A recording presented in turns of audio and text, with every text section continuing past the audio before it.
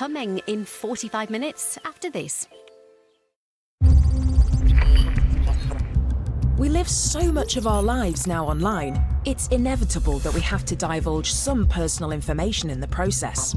But that doesn't mean we should be held hostage to unscrupulous scammers. My heart dropped. I can see the transactions coming out of my bank account, 5,000, 10,000. The horror, I got done up like a kipper, basically. In the last year, the UK has lost almost £500 million to internet scams. I saw my balance and it said 0. I just felt physically sick. I've lost all this money. You've not lost it, it's been stolen. The scammers' victims are left out of pocket and vulnerable. It starts to make you doubt almost everything. These guys out there know so much about me, and I've not given permission for that. I felt stupid. I felt like completely humiliated by it. My mum Mavis and I are uncovering invaluable lessons for all ages as we look how to stay safe online and avoid the fraudsters' traps. The more information that the scammers have on you, the more problems you have. The bank will never, ever ask you to move money. As well as meeting the people working to apprehend the fraudsters responsible. Because we all need protection from the dirty, rotten scammers.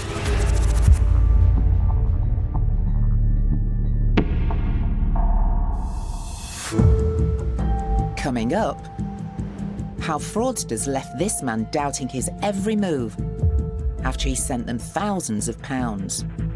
So you think you're doing the right thing, but it doesn't look like the right thing. It was horrible. I speak to the man playing the scammers at their own game and hacking into their systems. They were crowding around the desk, laughing at this guy who was literally crying on the phone. And this woman learns the frightening amount of information scammers can access. So basically, everything is out there about me. Everything's out there. Studies show that our IQ actually drops when we're distracted by incoming calls, texts and emails. And with most of us never turning our phones off, you could say we're all walking around in a bit of a daze. Over the last few months, life has been so busy and hectic. Sometimes I can find it hard to concentrate on any one thing.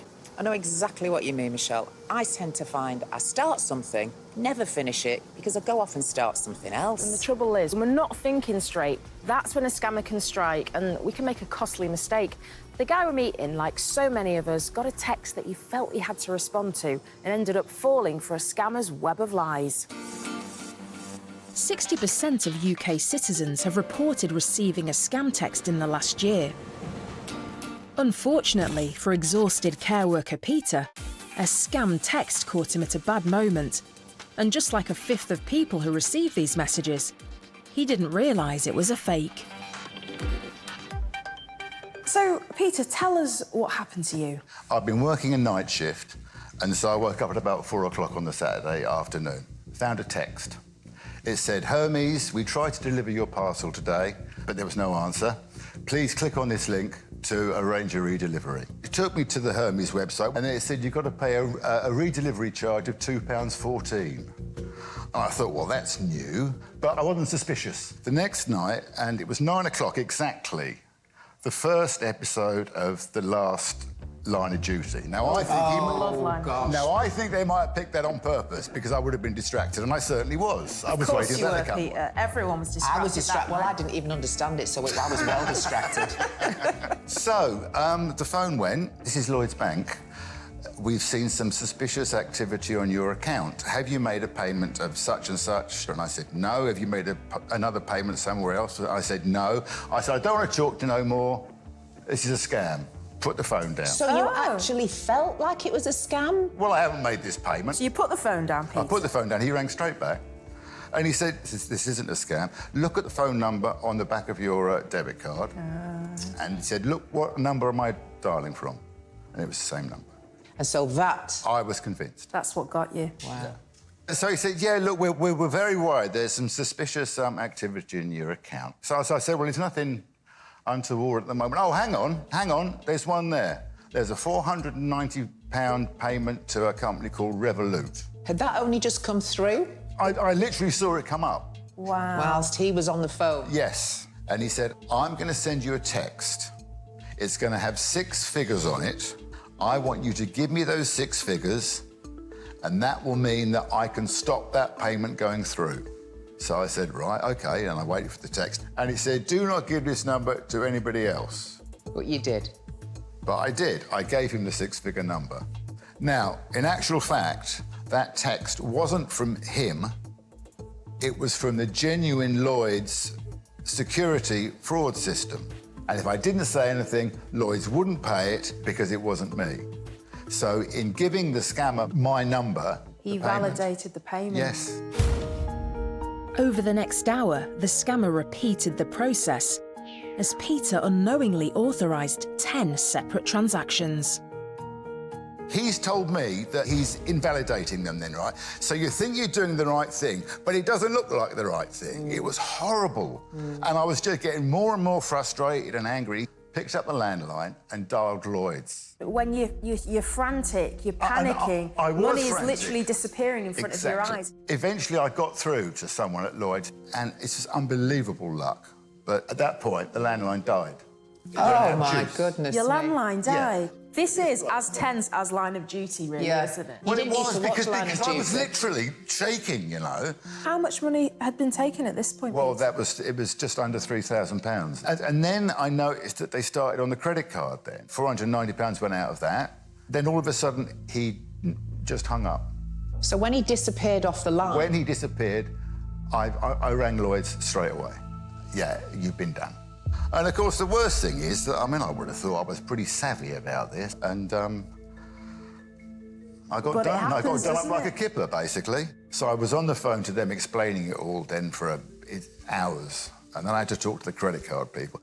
How much was the credit card money? I think it got up to about £800. The credit card money came back within the week. But things weren't as straightforward for Peter when it came to getting the money back in his current account. We're not going to refund because you didn't take sufficient precautions. So I put in a complaint saying I wanted the whole £3,000 back.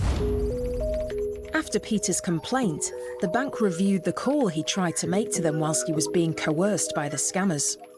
The complaints manager rang back and said, yes, Peter, we're refunding the whole £3,000 and I'm giving you £75 extra for your distress. Wow. Wow. Lloyd's have said, we fully investigate each case, and here we could have done more to warn Mr. Henderson when he first contacted us about the scam.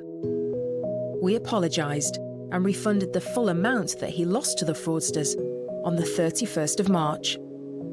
It's important for people to remember never to enter their banking details in a link, and that a genuine organisation will never ask you to share your secure banking details, including passcodes.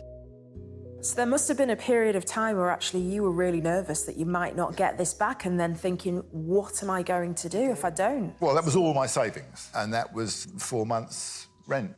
I just felt so stupid, so stupid. I know, but I think these are professionals. I wouldn't sort of, beat yourself up about feelings. It's a very sophisticated scam. Yeah, this is the thing, this is it. You're and a bright man. They play on your emotions. We've enlisted a team of ethical hackers to investigate the information available online that could have exposed Peter and helped scammers walk away with £3,000 of his hard-earned money. Our hackers are here to ensure Peter knows any security weak points he may have and exactly how to protect himself in the future. Has this affected how you kind of are online now? I'm still a trusting person rather than a suspicious person.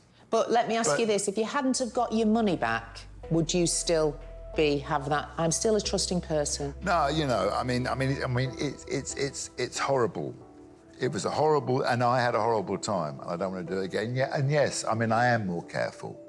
It's been a psychological roller coaster for you, Peter. You know what? We're going to go away and see what we can find. So yeah, leave it with us. Thank you very much. The scam industry is booming, and fraudulent texts like the one Peter received are the fastest growing type of scam, up a staggering 83% in the last year. DCI Alex Rothwell is the head of fraud operations for the City of London Police. I want to know what he and his team are doing to stop scams like the one that caught Peter out. Alex, talk to me about the scale of cyber scams and cyber frauds that we're experiencing at the minute. We have 56 different types of fraud that we record on our system, and it can take years to investigate complex frauds. Traditionally, fraud was seen as something which affected businesses and corporations, but increasingly we see it affecting citizens now. Over half the reports that we've received into action fraud have been generated through either the telephone, through voice messaging, or through SMS messaging, text messaging. Can you explain to me exactly what phishing and smishing is? So phishing is typically an email contact. Smishing relates to text messages that you receive on your phone. Both of those are what we call social engineering. And typically that's either to provide personal information which can then be used to commit another fraud, or on occasions it's actually to get you to send money directly. So it creates a perfect scenario where which fraudsters can take advantage of, where we expect things to happen quickly and we want it to happen quickly. So we move and move and move, and then we make it happen. How do scammers attach real-life situations to their fraud? Whenever you have an event, or whether it's the pandemic or something that just occurs in your life normally, you expect to get messages. A lot of us have been ordering parcels online, for example, so I think almost half of the reports that we've received claim to be from government departments. 29% of the reports that we have received into action fraud have related specifically to Royal Mail and Amazon. If you've received a suspicious message, what is the best thing to do? Text messages can be forwarded to 7726. And if you look on your handset, that spells spam. That information is absolutely critical, because every one of those reports is looked at. We can identify illicit activity, and we're seeing an increase in people contacting us. That's helping us to remove telephone numbers from the system which are being used for criminal purposes.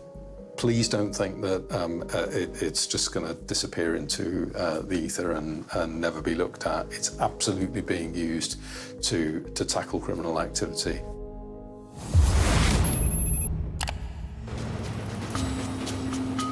Clearly, fraudsters are using things that are happening in our real lives to mislead and distract us so that we don't notice a scam.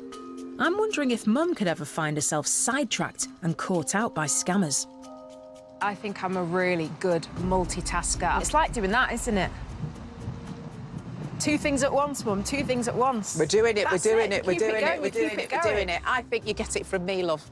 Well, oh yeah, maybe. What? But sometimes I can get distracted, because I feel it at times when I'm doing so many different things. My mind goes into a bit of a fog. I'm like, where am I?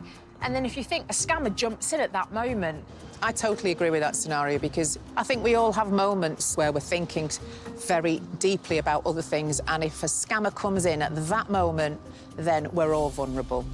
If you are busy and then something distracts you, like somebody on the phone saying something's really wrong with your money, all focus goes onto that. And you want to get it sorted. I think especially when you're a multitasker and you're good at getting loads of jobs done, it's just another job and you want to get it done as soon as possible. So it's almost like you play into their hands even more, because it's like, it's now or never, let's just tick this off the list and sort it out. Yeah, you just took the words right out of my mouth, Michelle, tick it off the list. We like ticking, don't we? We do like a good tick. But we don't want to be a ticking time bomb to get scammed. For a scammer, yeah.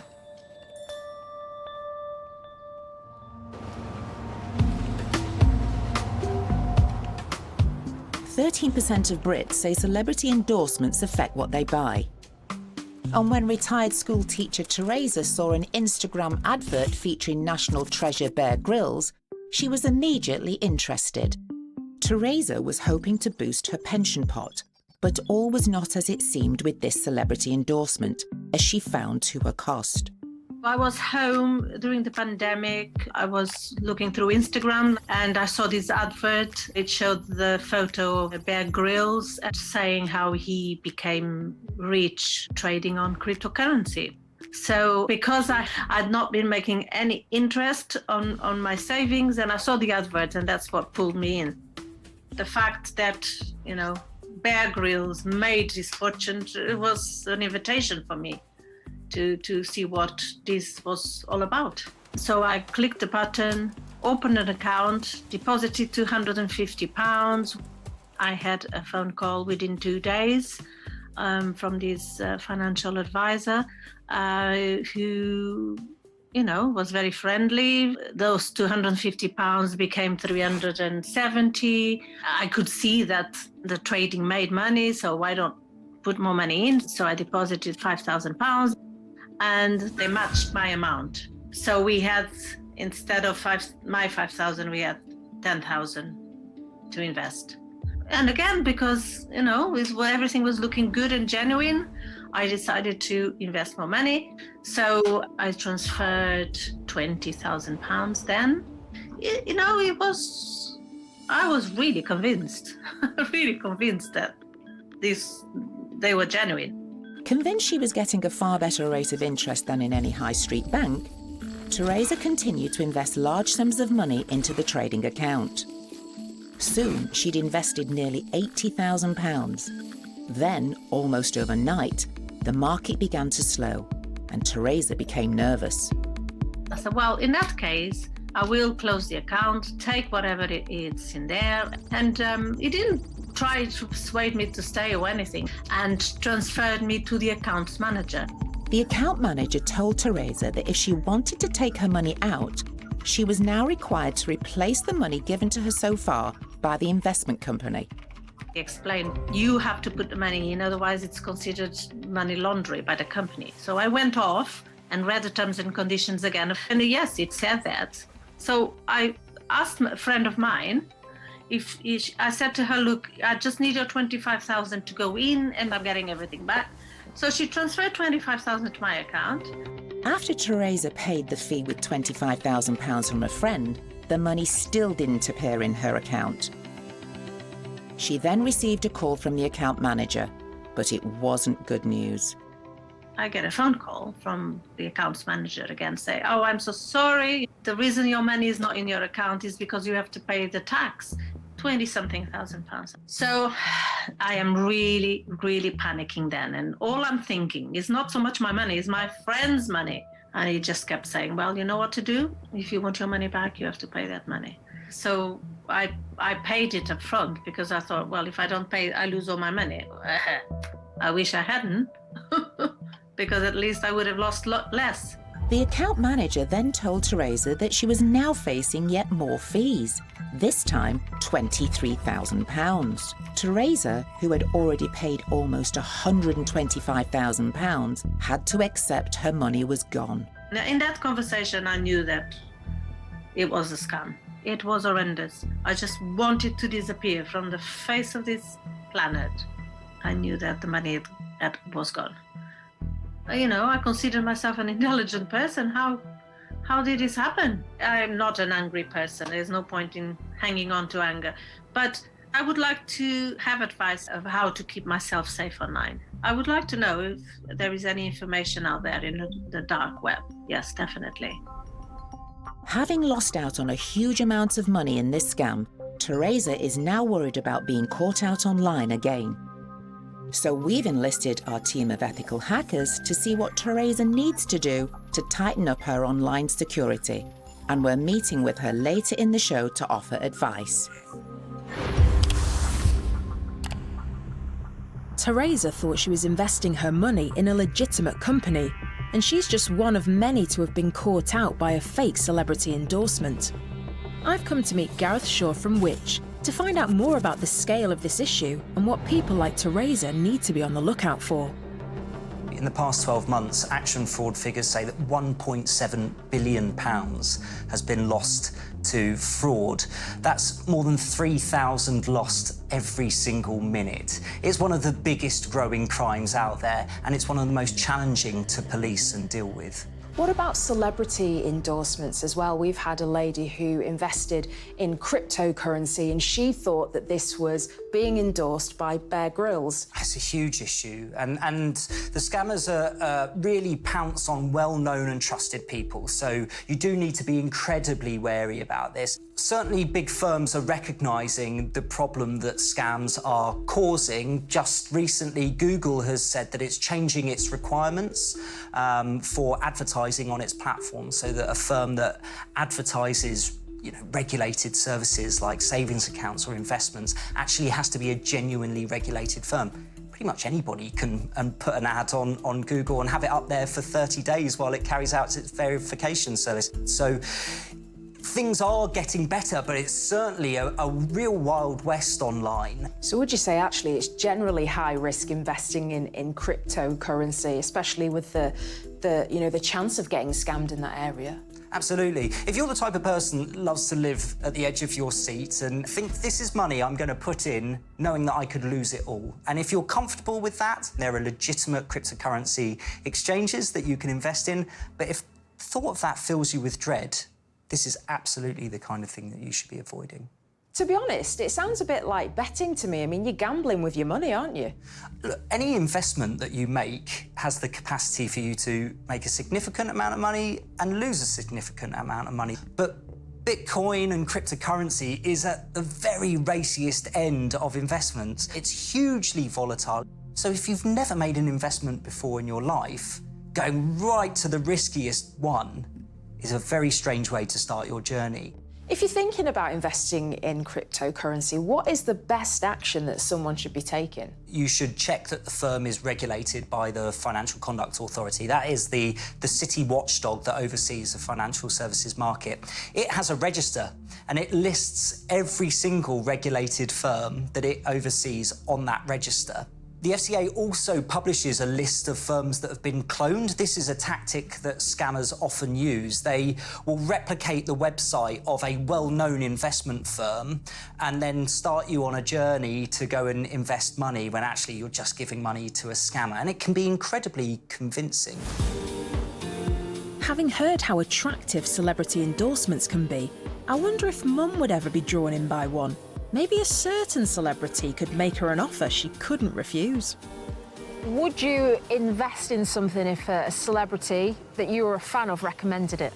I don't like adverts at the best of time. You know me, Michelle, when I hear an advert on the TV or on the radio, I mute it. What if it was Robert De Niro or Al Pacino? You love them. I do, but they get paid a lot of money to sell things that don't sell. What if Al Pacino said, Mavis, hey, I think you're amazing. Invest in this new thing with me, baby. Say, sweet talking Alpo. No, thank you. No, I wouldn't. If I want something, I'll look it up. Are there any celebrities that you're massive fans of that might make you think differently? You. If you say it's good, Michelle, it's good. I'd say it's 20 quid. You've like 20 quid. 20 no quid, way. give it me for a tenner. I'll have it. There's always a deal to be done.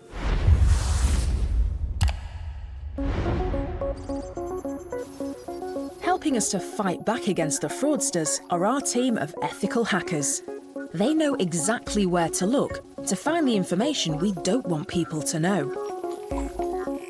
Earlier, we met care worker Peter, who was caught out by a fraudulent text which scammers used as a starting point to impersonate his bank and steal his money. Head hacker Ikra is searching the web to find out where Peter may have left himself vulnerable to scammers, and she's already got a few leads. With regards to Peter, something that really stuck out was that we got Peter's gas reference number for the gas meter. And that might be a little bit of a weird piece of information to find, but who do you tell your gas meter reference number to? Yeah, totally. I mean, I wouldn't know what my gas number was, so if someone was calling me down the phone confirming it to me, I'd probably trust them. Well, I probably wouldn't initially, because I'm a lot older than you. I'd probably go and get my gas bill out and look at the reference number, and if the reference number was the same, I then would assume it was the people from the gas company. It's good to see how all these random bits of information can connect to scammers.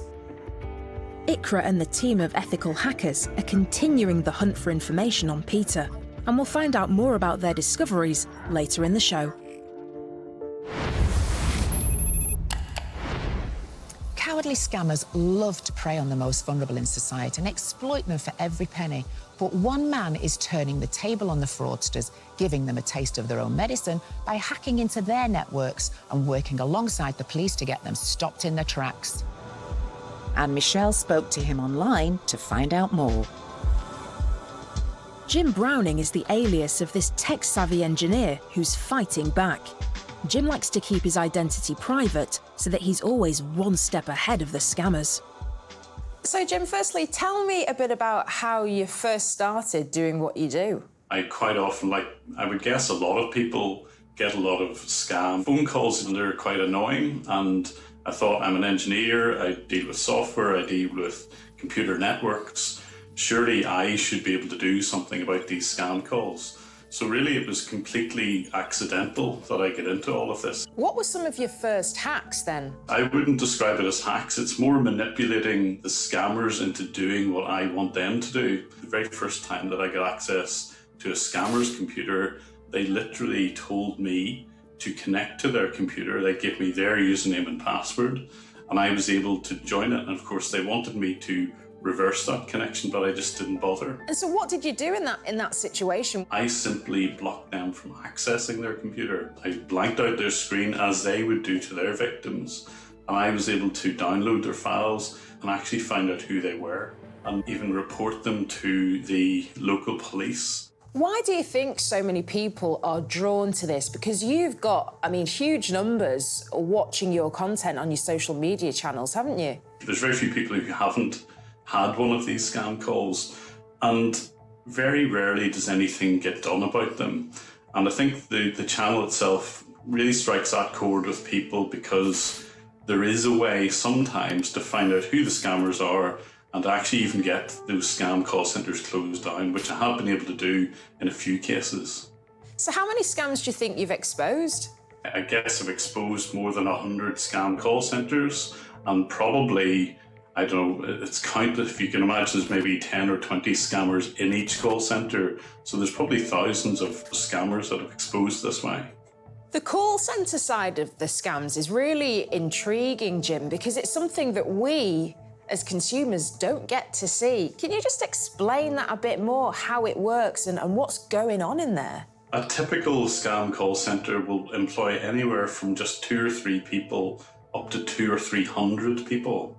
And there's kind of two ways of operating. One is a lot of outbound calls. They make thousands of calls in the hope that someone will respond to those calls. The other ones are obviously inbound. They will seed pop-ups on your computer, and they're constructed in a way that it will lock up your computer, tell you you've got a virus, and there will be a phone number on that web page. And a typical call centre, depending on the type of scam, will make anywhere from £200 or £300 a week to £2,000 or £3,000 per week. What I find amazing is the fact that you're able to intercept a scam as it's happening. Literally, I can see what a scammer sees. So as he's trying to scam his or her victim, I quite often see some of the details of the victim, including their phone number. And if I get a chance at all, I'll try and call that same phone number and try and warn the person who's being scammed. Occasionally, I'll be able to stop a scam either before it happens, sometimes literally as the victim is making a wire transfer. So I went and got cash. They want me to put it in a box and send it FedEx. Please, please, please do not send cash to anyone. That is your own money. What are the key things that we should all be looking out for if we're worried that we might be part of a scam? I think if you have a mindset of, I'm going to treat this phone call as a scam until it can be proved otherwise, if you're skeptical, I think you're far less likely to fall victim of a scam. What's the most surprising or shocking scam that you've been able to infiltrate? I think there's been a few over the years that have been particularly shocking. There's one video that I've put on the internet which shows scammers laughing at a victim, and I could see on CCTV that they were crowding around the desk laughing at this guy who was literally crying on the phone. Suffer from depression. No, sir. Everything will be okay. Don't worry, okay? Yes. Now, promise me you won't cry again, okay? And, it's hard to reconcile that. Personally, I couldn't do that. So I find it hard to understand how people can live with themselves doing this day in, day out. It just goes to show, doesn't it, that these scammers are targeting anyone and everyone. They will target anybody who answers the phone, and it doesn't really matter to a scammer who you are what your financial position is, say what your age is. They will continue to try and get as much money as they possibly can from you. Jim, it's really good to speak to you and amazing work that you're doing. Thanks for taking the time. Yeah, thank you.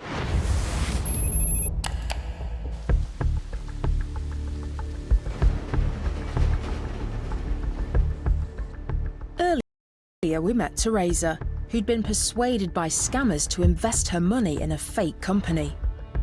We've been investigating her case, and our ethical hackers have turned up some interesting information that explains how the scammers manage this and how Theresa can keep herself safer online in the future. Now, your scam, Theresa, started with an advert that you saw on social media. And the problem here is that social media adverts may be targeted to your age, to your location, and even your browsing history.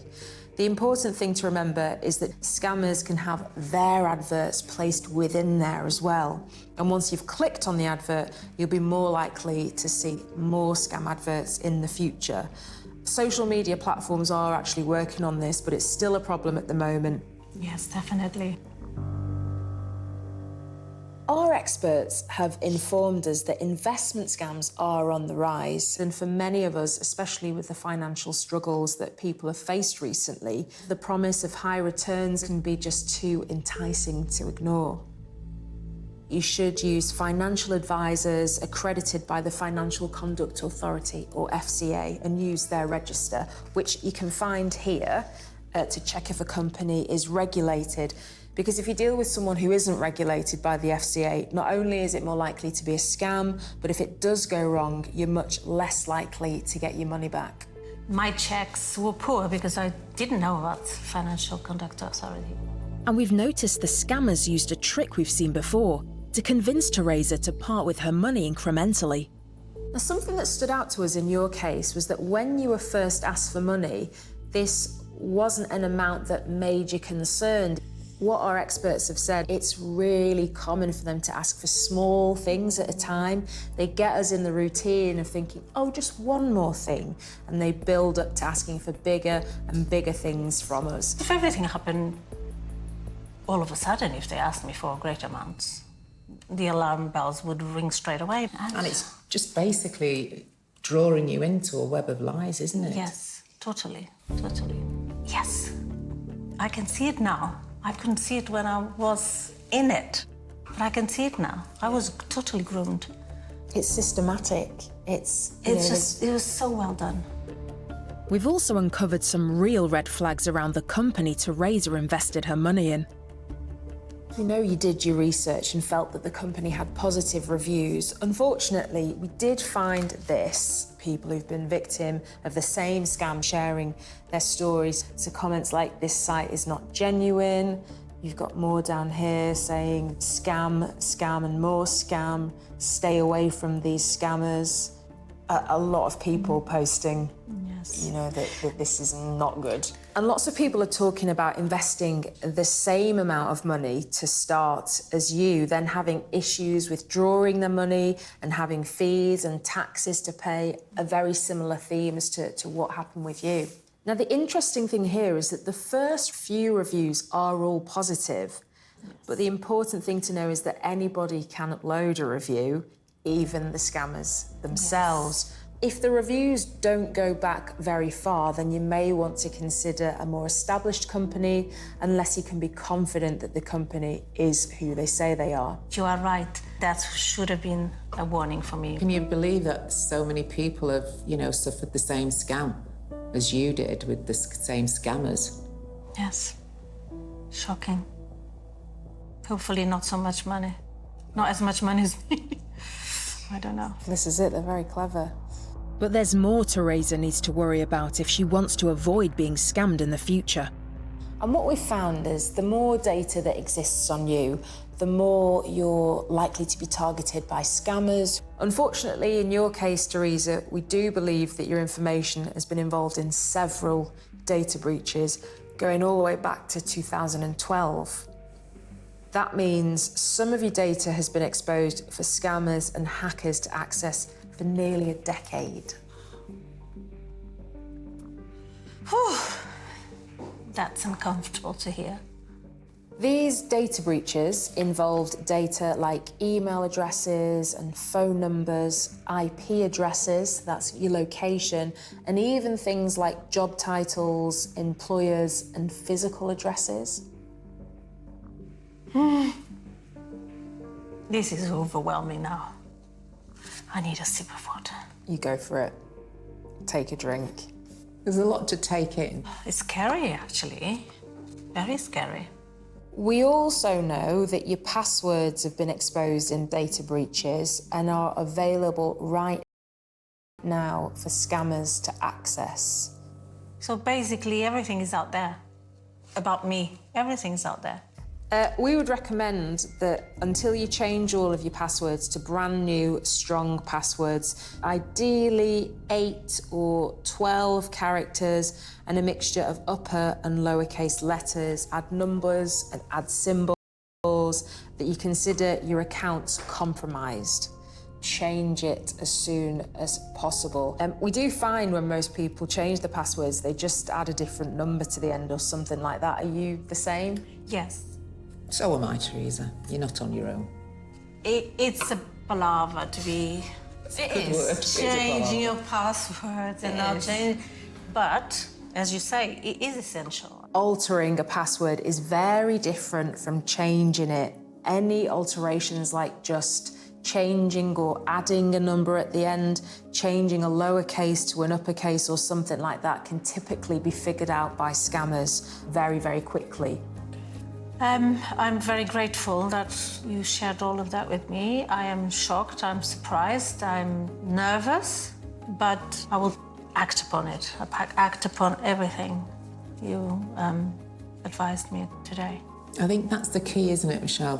For you to act on everything that we've gone through today. And there's some absolutely brilliant advice here for all of us.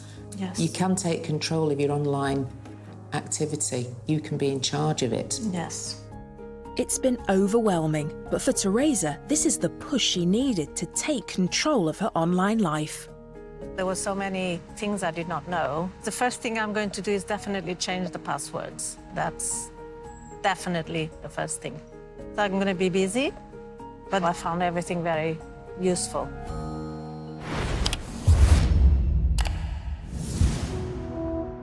Care worker Peter was tired from a night shift when he was scammed out of all of his savings, as fraudsters convinced him to authorise multiple payments on their behalf. Thanks to Peter's call to the real bank in an effort to stop the scam, he did manage to get all of his money back. But Peter is still at risk of being scammed again, and we have a long list of things to go through with him, starting off with the language tricks the scammers used to extract his money.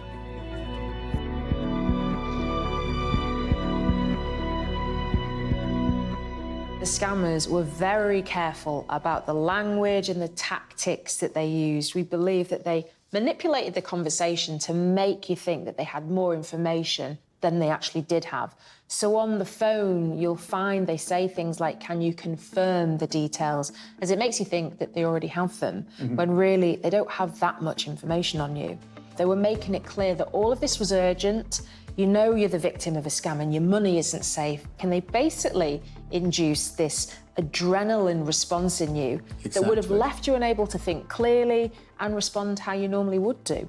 I could literally see this money disappearing with a bloke in my ear telling me, "Oh, well, I can fix this," you know. And so you're right. You're in a high emotional state and you make bad decisions. Now, scammers often use a trick called scripting, and this is where they basically tell you what to do and say and get you into a routine of following what they want.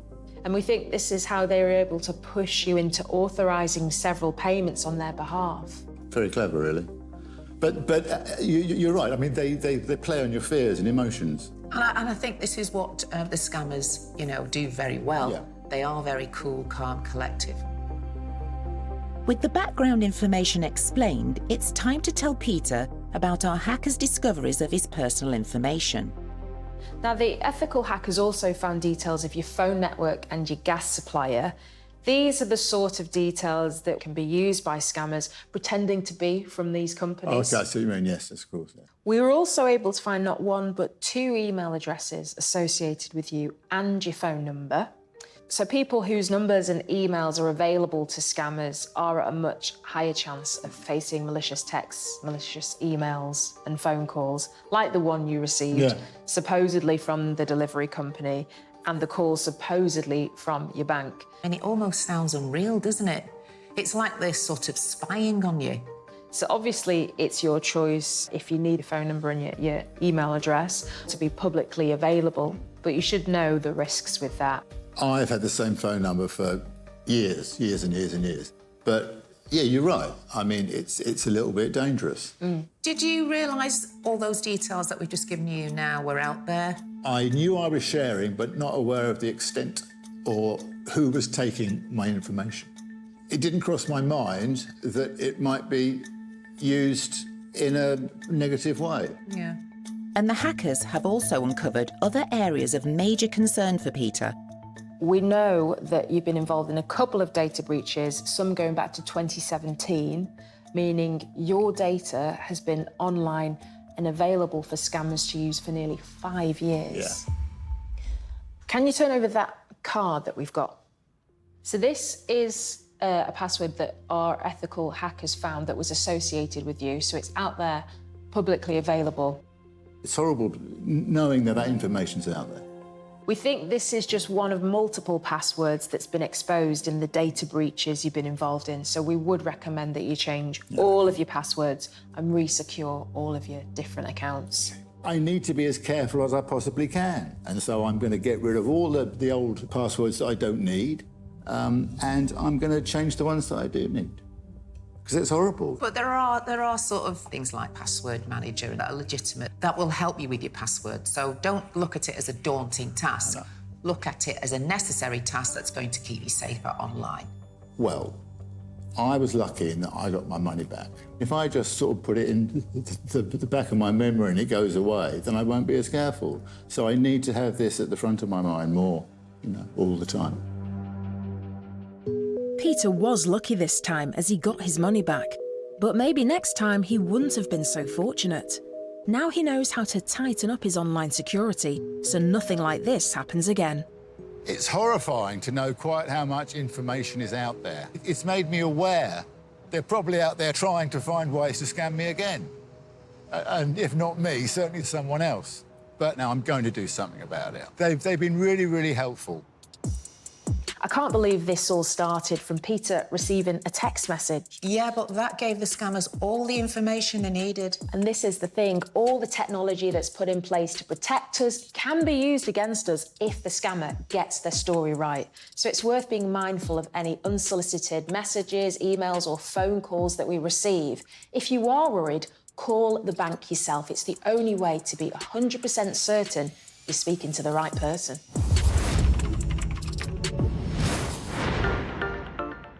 How secure are you online? Get smart on scams with the Open University. Learn more about cybercrime and how to stay safe on the web.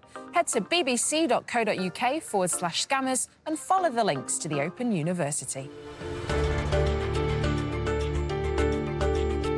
Convenience food is expensive food. One family need to cut down on their spending habits. New Eat Well for Less at 8.